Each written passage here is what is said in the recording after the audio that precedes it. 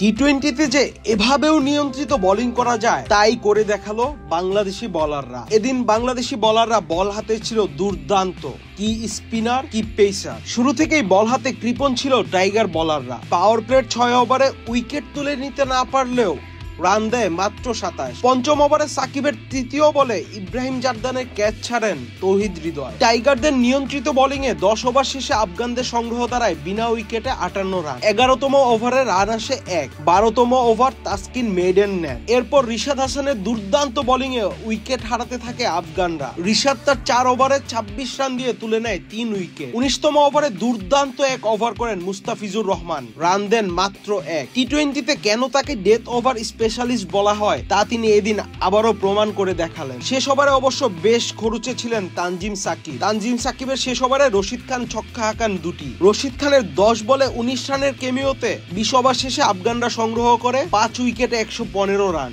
বল হাতে রিশাদ হোসেন, মুস্তাফিজ, তাসকিন ও সাকিব আল হাসান ছিলেন এক কথায় অসাধারণ। বাংলাদেশের সামনে টার্গেট 116 রান। সেমিফাইনালে যেতে হলে টাইগারদের 116 রানের টার্গেট টপকাতে হবে 12 ওভার 1 বলে। আহমেদ শাফি, চ্যানেল আই। আলোর পথে